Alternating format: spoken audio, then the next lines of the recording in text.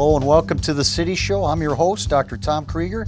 On this week's show, our last of 2022, we will talk about the Lebanon Food Pantry and your opportunity to support their mission. We'll also give you a preview of the Lebanon Theatre Company's holiday offering called Plaid Tidings. Up first, if you've never been in the Warren County Administration Building, you've probably seen the work of our first two guests, Jen Haney Conover and Jen Baker. These two Jens work in the Warren County Archives, and when they're not helping someone track their family history, they're creating wonderful historical exhibits like this, highlighting the history of the Record Center and the archives. They're here today to tell us about their latest creations and how you can take advantage of what they've safely stored in a county building. Welcome back to the City Show. Yeah, you guys have been here a couple of times, and understand you've worked together for about 8 years. Yep. That in itself is amazing, that you haven't killed each other. I mean, you're there. I'm sure you have lots of other fun stories. And anyway, how confusing is it to have two Jens working together? You have a lot of fun with that? I think we have a lot of fun with it. So I started at the county in 2013, and then one of my first big hires was Jenifer. She started off as an intern in 2015, and then I was able to hire her on full time. And so there's been several times where we have the jokes of, oh, is the only person you're allowed to hire Jens, which is funny because we also have a Jenna, too, that we hired a couple years ago. Okay. But, yeah. And you guys are about the same age. Have other things in common that make this work relationship, work marriage work? Yeah, we are almost the exact same age, and we also both have our undergraduate from Miami University in history, and then we have our graduate degrees from Wright State in public history. So yeah, there are a lot of similarities. So when did you first become interested in preserving history? Well, I was, when I went to Miami for my undergrad, I was I was getting my undergraduate in history, and I didn't know what to do with it. Yeah. So I talked to my advisor at the time, Andrew Caton, and he suggested that I go do an internship. So I did an internship at a historical society. I loved it. Yeah. And they got me contact information for Wright State, and then it's been a love story since then. And I have just enjoyed all aspects of history. But I didn't even know then that you could go into museums or archives or anything like that. It's like a career made just for you. Yeah. It's perfect. Yeah. And I feel like hers was a little bit different just because she graduated a little bit later than I did. Yeah. And what's your story? How did you get?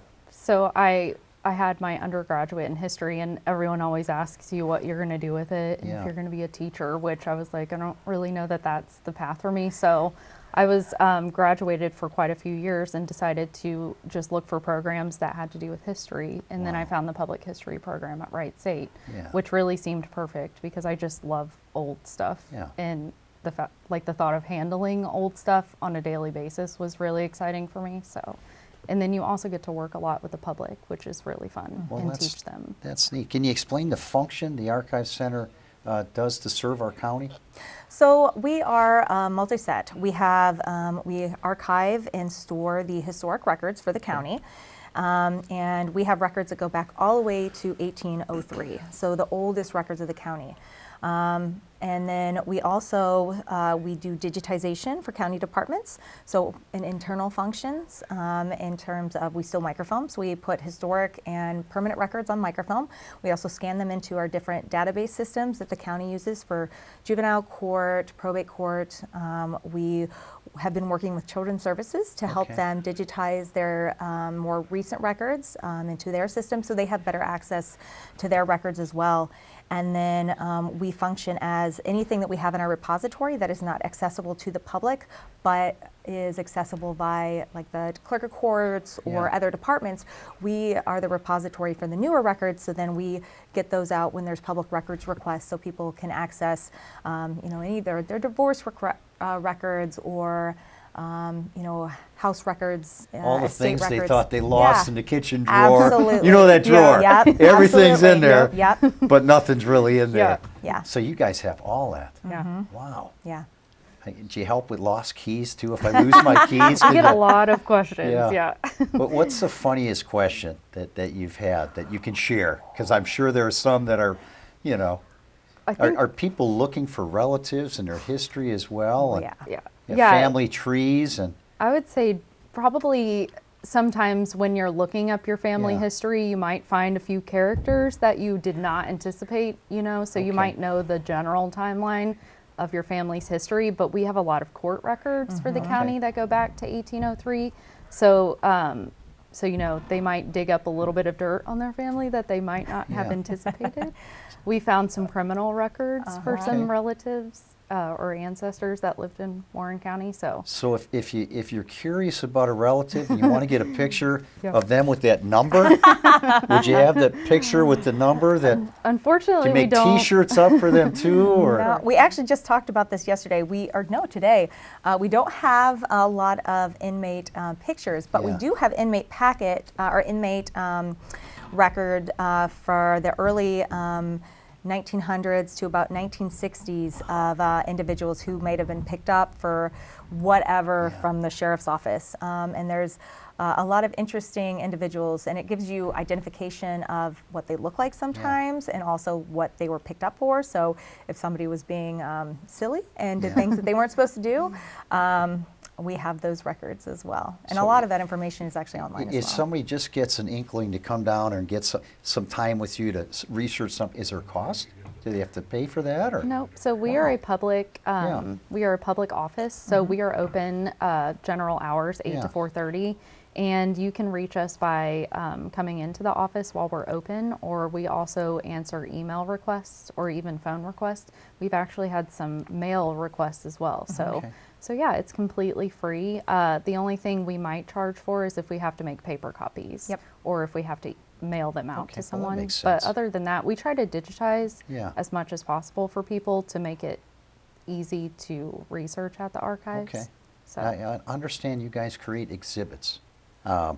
Is that something that you came up with on your own, or is that another project the county put upon you as far as we want exhibits downstairs? So we started doing exhibits right before I came on board. My predecessor had done some smaller exhibits, and when I came on board, I wanted to expand that. I have a more of an outreach focus, so the more we get out to people means the more they have the accessibility to research, to learn. I mean, that's a big part of what we are here to do. So we had done smaller exhibits over the history of, we had an exhibit on the history of Mary Haven, which was the old children's home for the county that they tore down back in 2012. We did an exhibit on the old Silver Street jail that is still here that they did a couple years ago. And then we also did one on the old infirmary building that is now the Health and Human Services building over on East Street. And then that's kind of expanded over the last couple years because we've been working with our director of facilities, Trevor Hearn, on trying to broaden some of our exhibits, because it's really hard to put a 200-year history in a very small glass case. And Jenifer and I had been talking with Trevor about trying to expand our exhibits and also allow the public to have a broader view of this. So we worked with him to develop an exhibit with Common Pleas, and they were able to do this, as Jenifer will explain in a little bit, on that is a more 3D experience for the public to come in and see. So it's like a museum in a records place. And there's a creative component of your education that you're able to tap into. That most people, that gets swept under the rug. I know. So how cool is that? Yeah, it's been really exciting that we get to take that education and actually put it into play. You know, it's really exciting. And we really just enjoy Warren County's history. You know, it's so rich, and we just have so many amazing resources, and we like to showcase them. So once you showcase these exhibits and then people look at them, do they get put off in another corner of the basement, or do they get stored, or are they always there? So we've actually rotated a couple of them.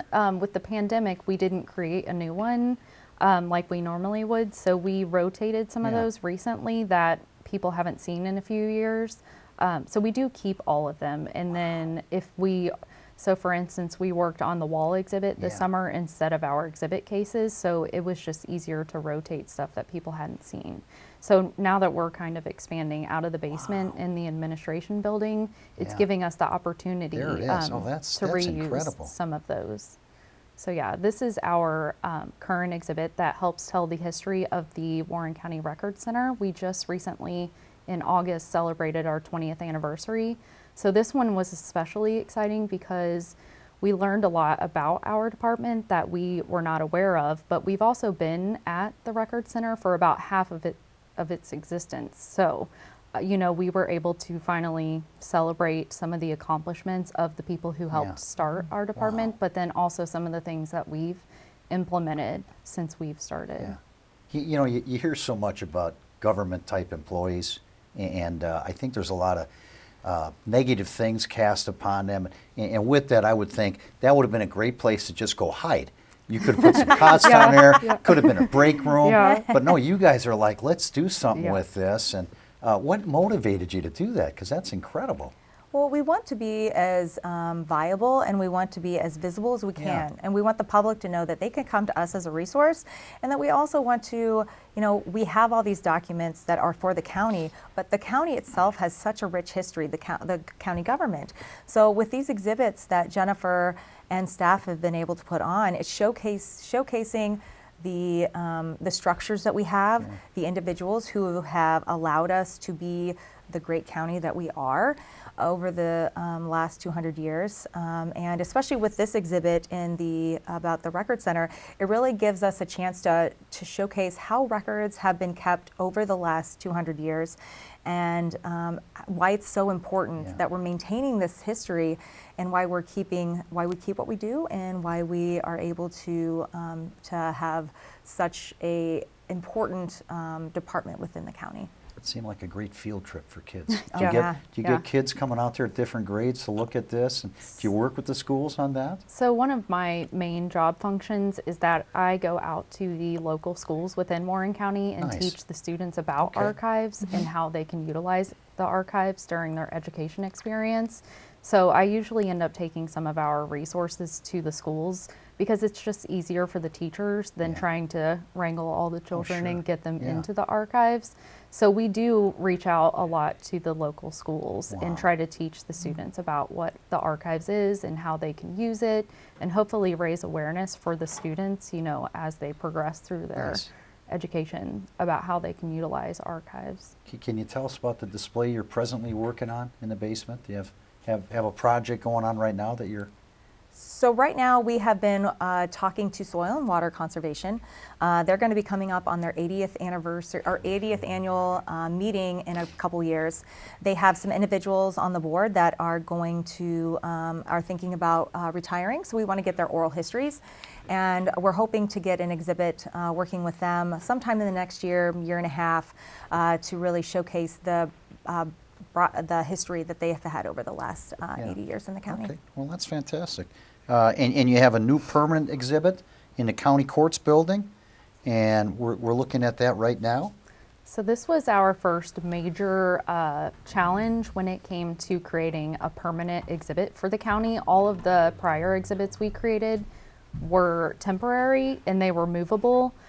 So this is the one that we worked with our facilities department to create a three-dimensional exhibit. And basically what you're looking at is these two, so they are two walls in the County Common Pleas Court building, and they showcase mainly the history of the actual Common Pleas courts in the various locations that the court buildings have been at. And then we also highlighted the various judges who have been appointed throughout the years. So we have all the judges, even the ones that have... We have a few How missing high does that go as far as the date? images. So we actually left space on the end of Okay. it so that we can incorporate newer judges, and then we also left a little bit of space at the end so that we can expand it just in case anything within the Common Pleas Court expands, you know, sometime in the next 20 years. So the timeline starts in 1803 and then it goes all the way up through 2021. Okay. Where do you find all this stuff?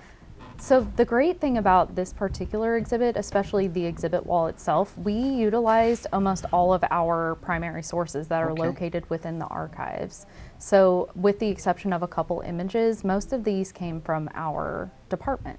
So we loved, or I'm sorry, within our department or within the county judges shared a Yeah. lot of images that they had with us. So like I said, most of this came from within the county.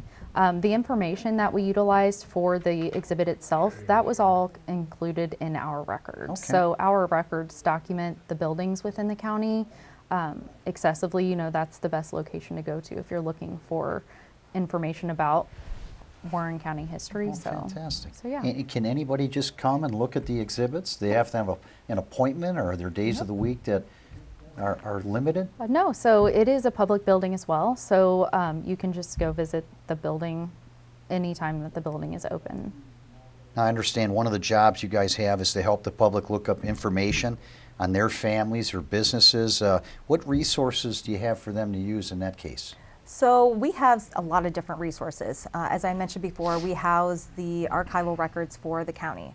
And we have online resources. We have an online repository that has how-to guides on how to search our records, what these records actually are.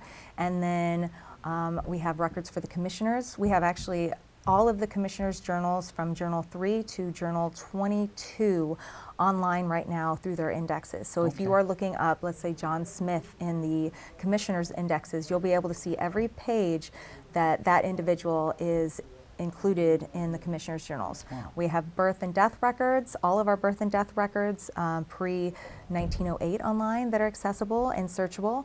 And then we also, Jenifer finished this past year a project on the Old Common Pleas estate packets. Yeah. These are some of our most valuable and our most researched and requested records. And over the past several years, she actually started this project when she was an intern.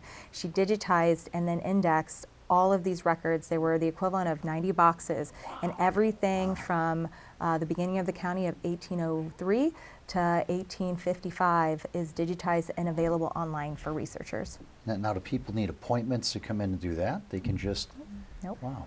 Yep, so we're open to the public Monday through Friday, 8 to 4:30, and then like I said, we answer email, phone, or even mail requests for people. So that's my primary job function, is to answer public records. So if people don't understand exactly what they're looking for, they can just give me names and dates, and I'm the person that knows how to navigate those records the best. And are they able to get copies of the information that you find? And Yep, we check usually- out anything and take it You home? can't or- take anything home Yeah. with you, but we do encourage people to take photographs if they are in the archives. Okay. The images turn out a lot better than making photocopies. And then if somebody's unable to make it into the office, we try to digitize as much as possible and email it, mainly because it's just a lot faster and more efficient than trying to mail stuff. Where are the archives located?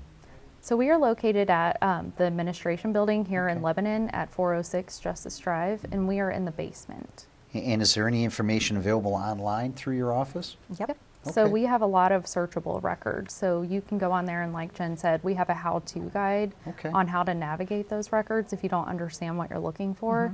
But then we also have links to all of the indexes and the images that we've digitized. You must be very patient, okay? Because I mean, I would have a hard time navigating through that. And so you're helping people. I imagine they're intimidated, but Yeah, you're it both so is. nice. It makes it real Well, friendly. And Yeah, and you know, we understand how hard it is Yeah. to find information Yeah. in these records, so we try to be as helpful. And honestly, we just enjoy what we do so Wow. much that it makes it fun for us to help people find there's information. got to be at least a couple of really good stories as far as families coming Yeah. together. Maybe someone searching for a family and they discovered for years they were neighbors and best friends. And Probably, now it's a yeah. Hallmark movie. And you guys, anything like that? Is there any fun little story? We had I believe it was a woman last year or the year before. She was trying to figure out where her grandpa went, Yeah. her grandpa or great grandpa. And they couldn't find him for a long time. And it turns out he had a double life in Indiana. My gosh. And Oh. they were able to figure this out because there was a marriage license for his or her Yeah. great grandmother here, And then the next year, before he had disappeared in Indiana, and he was going back and forth between the two families, and neither of them knew. So it's not all the time that we get to get these kind of Sounds like a Rockford file. Oh yeah, but we've had quite a few interesting archival finds, and anytime we do get one that's interesting, Jenifer will actually send a request to these individuals to see, because we have a blog that Jenifer puts up, and we will highlight some of these interesting stories on our blog so that people can see these interesting finds that we have in the archives. And it's cool to tie the public and also the work that we're doing together to showcase what other people might be able to do when they're researching their records. So when people come in, they have to sign a release that basically says, hey, if we find some dirt on your family, we're going to share it with the entire community, whether you like it or not, right? Basically, because that's what you do. I feel like there are some prominent historic families in Warren County that I don't share as much about. Well, that's probably safe. But again, they are all public records if we are able to give them to the public. There are certain things like children's service records, and then also there's probation records, records that are not available to the public because they are required to be either redacted or they're just not allowed to be seen because they're confidential or there's sensitive information in it. But if it is a public record, most things that are 75 years and older that were created, then it's kind of free game to be able to give that information out. So. That's got to be kind of fun. So if people want to get in touch with you guys to find out how to utilize you, how do they do that? So they can, the easiest way is probably just to Google us at Warren County Record Center and Archives. You can find us on Facebook at Warren County Record Center and Archives as well. And then when you find us, our website, that'll have the archive email, our phone numbers, which is probably the best way to get a hold of us. And then of course we do take responses on email, phone, and we do requests via Facebook as well if you have access to social media. Hey, go on and meet Jen and Jen. Check out the archives. This is too much fun. We'll be back to talk about the Lebanon Food Pantry right after this break.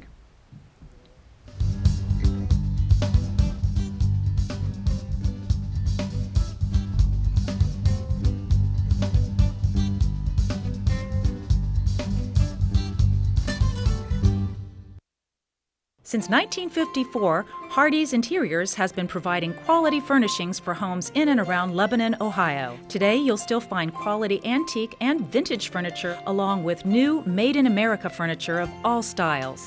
At Hardee's, you can create a mix of furniture and accessories that truly reflects your personality, all made to last a lifetime. Designers are welcome and so are you. Hardee's Interiors at 208.5 Wright Avenue or online at hardeesinteriors.com.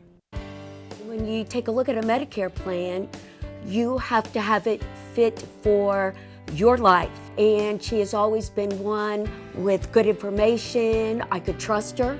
I knew that she would direct me in the way that I needed to be directed in otherwise an overwhelming situation. We offer no-cost reviews to help you discover the right plan for you. Your local Medicare Resource Center is located in Lebanon, Ohio, next to the Colony Cinemas. You know you don't have to wear your PT gear anymore, right? It's comfortable. So how's civilian life treating you? It's fine. When I got out, I didn't want to admit that there was anything wrong because I felt like a failure. And then I realized, there's nothing to be ashamed of. So I started talking to someone. Maybe you are fine, but if you're not, it's okay. Thank you. If you or a veteran you know needs support, don't wait. Reach out. Find resources at va.gov/reach. When I was in foster care, I never knew when I would have to move. So I always had my suitcase ready to go. Then one day I was adopted. My new parents opened their hearts and home to me. My parents cook my favorite breakfast for me every morning. My parents take me on trips I never thought I would go on. They gave me a home and an even better reason to use that suitcase. My parents aren't perfect, but they're perfect for me. Welcome back. Each month, over 300 households reach out to the Lebanon Food Pantry for help with basic family needs, and that number is growing every day. Kristen Davenport is the president of the Lebanon Food Pantry, and she's here today to talk about the service that they give to the community and how you can get involved. Welcome to the City Show. Man, I love what you do out there. That is just wonderful. How long has that been in existence? Well, for thank our you so community? much for having me. And the Lebanon Food Pantry has been in Lebanon since 1985. Wow. Yeah, a long time. Yeah. I wonder if some people might not even know where you guys are located. Where are you located? Right. We are in the heart of Lebanon, right near Pleasant Square. In the Academy building, the big white building next to the post office at there you go. 190 Yeah. New Street. Yes, and that's a place that I think most people drive by, but maybe they don't know what happens there. Well, every time they get their mail or go to the post Right. office, yeah, absolutely. They see it. Who operates the food pantry? So we are a collaboration of 14 churches from the Lebanon area, and when we're open, one of those churches is serving. That They have volunteers that come, and that's pretty much how we're staffed. We also have a coordinator. Yeah. And lots of other volunteers, though, too. I see here that you have one part-time staffer. Yes. And then a bunch of volunteers. And a lot of those, is that the rotation of the churches? Yes, that's right. So each church is responsible for one time a month when we're open. That helps keep some stability, consistency. But we have a lot of other volunteers that come in and out and help when they can. Okay, and what does that consist of as far as what do they do? Are they sorting things? Are they loading Sure. things? How does that work? Well, and as quick as the food goes out and gets Yeah. served to our neighbors, that's how quick we need to bring it in and replenish. So we've got high school students that are coming a few times a month right now. We've got some groups that just come in to sort out if we've gotten a big donation. They might come and do that. When we get a big order from we're a member of the food bank, Shared Harvest. When a big order comes in, we need lots of hands and arms and strong backs to help us bring all that in as well. So. Do people have to qualify to get the help? Who can get help, and how do they find out if they can? And That's a great question. So we hope that we're there for anyone that would come in need of food. Yeah. We hope that we're not everybody's only source for support. So when they come, if you're there for help and you're in an emergency, we'll support you, any way that we can. If you're someone that wants to come more frequently because you found yourself in a situation you just aren't meeting, ends are not meeting every month, we're there for you, and we hope we can get it to the point where you're coming once a month. And when you come, you'll get 3 days worth of food for your whole family. Wow, that's wonderful. And you have to be a resident? So our mission is to serve those in Warren County. Okay. But like I said, especially during the pandemic, we found people that for whatever reason were at our doorstep, and guess what? We're going to help them. You're not going to turn them away. That's right. Because that's your right. heart. Yeah, Yes. That's fantastic. And you said they can come once a month? Yes. Okay. That doesn't work for everyone. We do have Yeah. some people that walk, Okay. and we do have some people that don't have a place to store, even 3 days worth of food. So we work with each individual. We try to make it very person-centered so that when you come there, you're getting what you need as a person. So you have somebody managing the logistics of all that stuff too? Yeah, that's Jerry, our coordinator. Okay, He's the okay. hub. He's the glue that holds it all together. He's in the back room, not getting any credit?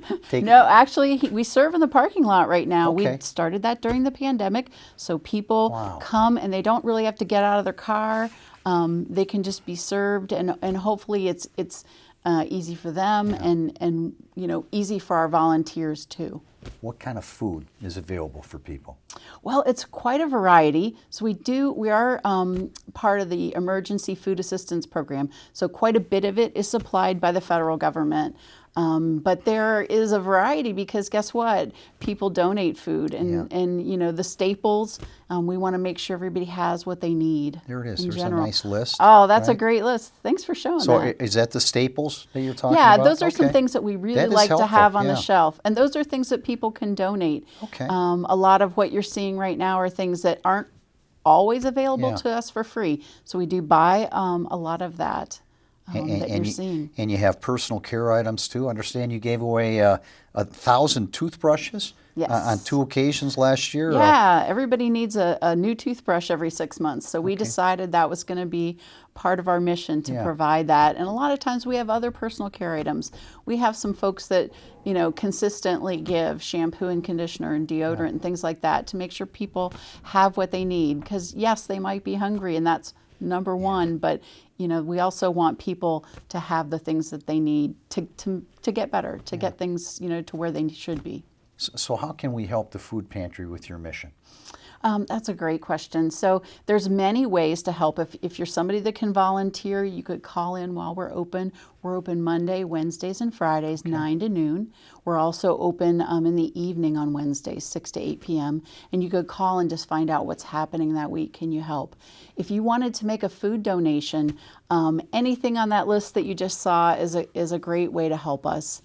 Yeah. Can you give us an idea of how groups or individuals can organize a food drive for the pantry? Sure. We've had some really interesting times where people have come and told us what they did. We had one young person in his neighborhood. He just went around and collected food from his neighbors and collected money too. Because of course, we buy a lot of food and that helps too. We've have a Berry Middle School group. So this was a young person who took this on their own. Yes. My gosh. We have adults doing it, but when the kids do it, it really hits your heart. Yeah. Wow. As a group at Berry Middle School, they have done this 3 years in a row, and they just get all organized, and it's Monday is bring breakfast day, and they bring breakfast items, and Tuesday might be personal care items, and every day of the week they have a theme, and they organize it, they box it all up, and we come pick it up. It's inspiring to see the kids doing it. In this time of self-centeredness and selfishness, I mean, for you to see, that must just touch your heart. It really does. To see does. these young people. It does, and I'm impressed when a young person is able to look up and talk to me. Take their eyes off, but much less do something like that. That's amazing. They learn so much. I mean, it's definitely a fun project for them, but boy, they learn a lot too. So where do we get more information on the food pantry? All right. Well, we've never had a website, but we're developing one right now. It's going to be LebanonFoodPantry.org, but it's not up and running yet. So the best way is to reach out to us on Facebook. We're pretty active on there, and we answer our messenger messages too. And how can we connect with you to coordinate a donation? Okay. Call the pantry when we're open, 513-932-3617. Or, Facebook, again, is a great way. On Messenger, I answer those myself. Do you have any new immediate needs as we come closer to Christmas? The holidays can be very difficult. Really, at this time of year, sometimes a financial donation is the easiest, but we don't turn anything away. If people want to just, grab some items out of their pantry or add some things to their shopping list and drop them off when we're open, our mission is always to get that food right back out to the people. Wow. Yeah. And you've been doing this for how long? Me personally, I've been there since 2014. I took over as president during 2020, during the pandemic, so it's been a little uneven the last few years, but you know what? We never closed our doors. We never closed. We were always there. How many hours a week are you contributing to this mission? Well, I have Jerry, the coordinator, who, helps me a lot, and I've got 14 trustees to rely on as well. But myself personally, I do work full time, and I've got a very generous employer that allows me to donate, at least 8 to 10 hours a week. Yeah. Well, Chris, it's pretty special. Yeah. That's a wonderful mission. Is there anything else that we need to know? Did I miss anything?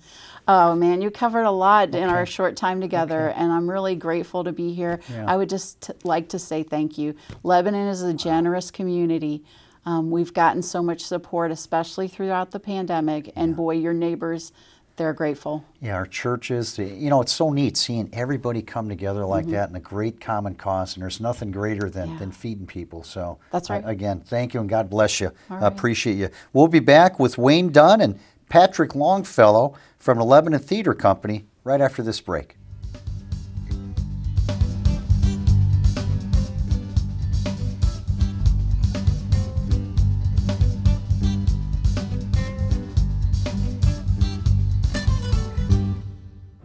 People couldn't see my potential, so I had to show them. I've run this place for 20 years, but I still need to prove that I'm more than what you see on paper. Today, I'm the CEO of my own company. It's the way my mind works. I have a very mechanical brain. Why are we not rethinking this? I am more. I'm more than who I am on paper.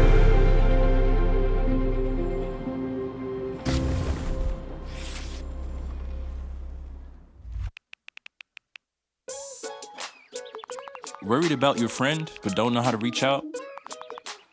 You could say, how are you, or get a fake tattoo. You can ask with an app if it works for you. You could chat with them in VR, it's so good. If you think you should check in, yeah, you should. Whatever gets you talking. Reach out to a friend about their mental health. Whatever gets you talking. Learn how you can help at seizetheawkward.org. My Shiro doesn't always wear a cape, but she always has time for a hug, a smile, for going the extra mile. My Shiro stretches every dollar, puts in long hours, puts others first. But now it's your time, Mom. When you're ready to retire, we want you to be able to enjoy it. It's time to start saving now. A free 3-minute online chat can give you the personalized tips you need to start boosting your retirement savings today. Visit aceyourretirement.org/Shiro. There is a road laid out for me. First night here, but Amy seems cool. Leading down to the river. I am blind, but I need not see. What do you think? I know this road is there for me. If I'm really free, take me down to the river and walk. Hey mambo, mambo Italiano, hey mambo, mambo Italiano, go, go Joe, you mix up Siciliano. When you mambo Italiano, that's a nice. Hey, we know we're kind of late letting you know about this, but we didn't want to miss talking about Lebanon Theatre Company's holiday offering for this year called Plaid Tidings. Wayne Dunn and Patrick Longfellow are here to tell us about the show, which is coming up December 8th through December 10th. It's right around the corner. 11th. At the 11th, okay. Also the 11th, yeah. At the Mechanic Street Playhouse. Welcome back, guys. Thank you. Thank you, sir. Good to have you here. So tell me about Plaid Tidings. What is it, and what will we see? What is it? It's a good question. Okay. Because it's not like most things you're going to see before. Okay. This is a convolution thing that this Staley Ross put together about 4 guys who wanted to hit it big in the circuits in the 1950s, and their dream was to get on the Perry Como show. Okay. And before they could do that, they had a tragic accident, but they were allowed to come back to Earth after their death for one final concert, the one they never got to perform before. And this takes up after that because they're back on Earth again and they don't know why. They don't know what their purpose is and what they're supposed to accomplish, so that they don't get in trouble when they go back to heaven. And this is they're exploring the different things and the feelings and whatever it is that's hitting them. Of course, what they're feeling are all the holiday warmth and jumbles and that kind of thing, but they can't quite see it, but we can see it, and we want to tell them, Yeah. You know what it is, here it is. But then they get to do their Christmas concert, so you get like 2 concerts in one. Wow. And who did the music? Who wrote the music for the show? Stuart Ross and Brad Ellis. Okay. Stuart Ross was the scriptwriter, and Brad Ellis arranged the songs. Many of the songs are ones you know already or have heard before, or in popular things, but not very often and not sung this way and this well. For instance, one of the songs is Strangers in Paradise. I don't know if you're familiar with that song or not. Okay. Take my hand, we're a stranger in paradise. They do this knockout, this job, the 4 of them, and their harmonies, tightness, and so forth, the Jay playing on the piano. You just sit back and go, wow. Yeah. These people could have hit it big for real, I think. So it sounds like it's really going to be entertaining with the music, but is there a story being told too? And can you share us? The storyline is that story of why are they there and how they're treating each other and what they need to do to complete their work here on Earth. and your discovery of what it is that they have to do and so forth. So that's kind of the big story, and then within it are the minor stories where he and his stepbrother are arguing about something, and there are little things going on all the time. So, and can you tell us more about some of the other songs that we'll hear? There's quite a few songs familiar to some of the politely the older generation. You know, Fever, Hey There, popular ones by Rosemary Clooney, Peggy Lee. Then we move into our Christmas show, which has a lot of popular pieces. We Wish You a Merry Christmas, Jingle Bells, a couple different renditions. I'll Be Home for Christmas. I'll Be Home for Christmas is another one. Wow. Rendition of 'Twas the Night Before, which is a musical telling of The Night Before Christmas, just in a different style. A very different style from what you've ever seen this before. And who are we going to see on the stage? Myself, we have Kurt Percy, we have Brent Peebles, and then we have Evan Smith. Okay. Let's take a quick look at another video from the rehearsal. We're going to roll a video, about 30 seconds, from one of your rehearsals here. Although it's been said many times, many ways. Patrick, what is your role in the play? Merry Christmas, Merry Christmas.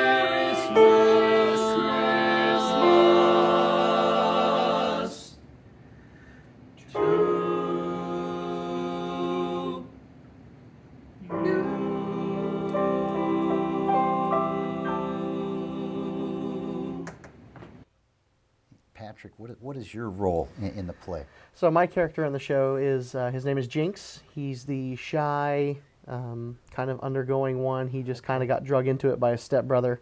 One of his little quirks is anything above a high C that he sings causes him to have a nosebleed.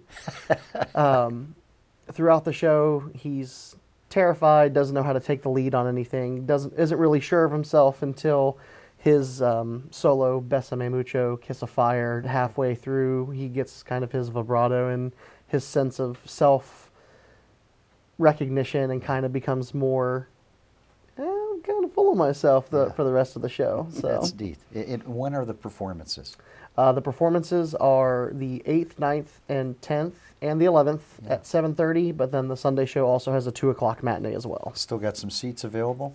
Yes, the Sunday matinee is just about gone, but there's still a couple seats there. And then there are some seats in every other performance too. So. And can you tell us, how do we get tickets for the show? You can either go to ltcplays.com and click through to the tickets, or you can call us at 513-228-0932. And do you anticipate having any seats available on the night of the performances, or are they? Yeah, people can get walk-up tickets. I think there'll probably be some left, so we'll squeeze people around and get them in. Okay. Now, Wayne, your first show of 2023 is called Clue on stage, and you have auditions scheduled for December 12th and 13th. What can you tell us about that show? You know the board game Clue? Yeah. It's based on that, so the characters in the play are Colonel Mustard and Scarlet and whatever else. That's going to be fun. Yeah. And so there's a murder, and you have to solve it, and there are variable endings to the show depending upon how the play rolls, so they have to learn a couple different endings. And have you done something like this before? No, not exactly like this. Sounds like fun. Yeah. So what roles are you auditioning for? Or are you auditioning? Yeah, I'm not doing the auditions, but Evan Smith's wife Abigail is going to direct this. But they're auditioning for all roles. Okay. There's nothing that's recast. And what do you have to do if you want to audition for one of your plays? Come on out and sign up, and fill out a form so we know how to reach you and talk to you and see what your schedule's like and so forth. And then do some readings, cold readings. We'll give you some script and give you a chance to look it over and then read back and forth with somebody else. And what else you got lined up for 2023? Well, we have next show that I'm producing and directing is called The Book Club Play. And that's about a book club and the fact that it's pretty much inoperative. They do everything wrong to get on each other's nerve. For instance, the two people, a man and a woman, both think that's their club. They started it, so they have this little spat going on. And we find out that, well, never mind. You'll find out all that later. I don't want to uncover too much of that. Tell us too much, yeah. No. Well, that sounds like fun. Is ltcplays.com the best place to keep up with what's happening at the theater company? Absolutely. And if you want to get on the mailing list there, then we send out blasts once a month. Nice. About what's happening, so people can keep in the. Nice. And can we recap the dates of Plaid Tidings? December 8th, 9th, and 10th. Those are all in the evening at 7:30. Okay. And then 11th at 2 and 7:30 again, at 2 that day. Wow. I'll tell you what, that'll definitely get you in the Christmas mood. Absolutely. And what a wonderful venue you have, and things are running smooth now, post-pandemic. Yes, we have more gizmos. We've been doing inventive things with the set pieces, and Bob McLean scratches his head and says, okay, I think I can do it this way, and he gets it done. Nice. And we are the beneficiaries of that. So nice, yeah. Well, I appreciate you guys being here. Is there anything else that we need to cover? Did we miss anything? No, the season goes on after that. Summer Theater Camp, which is its 25th straight year. Wow, that's got to be a lot of fun. Great camp for your kids. Guys, thanks for being here. We'll be back to wrap up this show right after this break.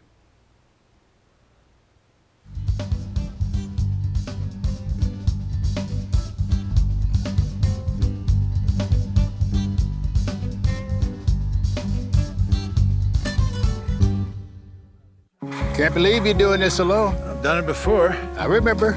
You threw your back out. How you holding up? Hand me that board. Nothing wrong with getting help. I'm good. I did it when Felicia left. I'll figure it out. I know you will, but you don't have to do it alone. That's all I'm saying. If I promise to look into it, will you drop it and help me build this fence?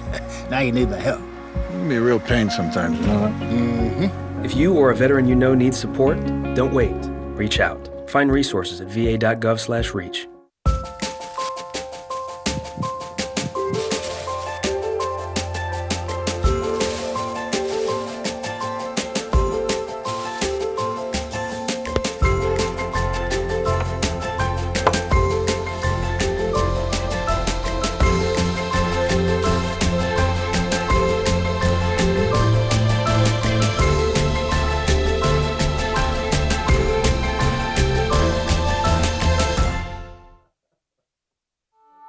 I'm Jenny Garth, and as a mother of 3, I know kids worry about a lot of things. Getting enough food to eat shouldn't be one of them. But here in America, that is a real worry for 1 in 5 children. Even though we are one of the most food-rich countries in the world, 15 million children don't know where their next meal is coming from. This is unacceptable, and something the Feeding America nationwide network of food banks is working to solve. Instead of accepting that our country lets billions of pounds of surplus food go to waste every year, Feeding America has made it their mission to help families in need by rescuing this food. Through food pantries and meal programs, the nationwide network of food banks provides more than 3 billion meals, serving virtually every community in the United States, including yours. Join me in supporting Feeding America and your local food bank by visiting feedingamerica.org. Together, we can solve hunger. Together, we're feeding America.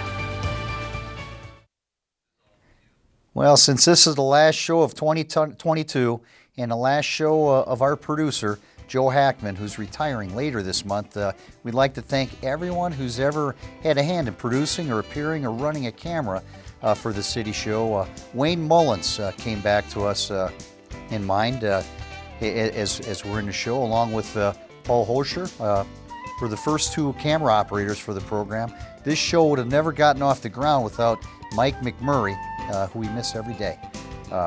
Dave Weir has also been a very valuable contributor to the City Show, as was Emiko Moore in her years as host of the program. Now, if it sounds like the show's going away, it's not. That's not the case. There's a new group of professionals that's going to be coming in to produce the local programming that you expect from the Lebanon City Channel. And they'll be at the helm starting on January 1st. This show and many others will be back and restarting with them, so stay tuned for the changes, including the Lebanon channel becoming available on Spectrum Cable, in addition to Alta Fiber. As for me, I'm going to be riding off to the sunset with my friend Joe. It's been a joy working with him. So I'll be retiring as well, and it's been a joy being here, just being your host, your tour guide with our lovely town. It's been a privilege, and I'm grateful for it. Blessings to you. Merry Christmas, and Happy New Year to everybody watching. Don't forget to like, share, and subscribe on YouTube, and keep watching. Blessings.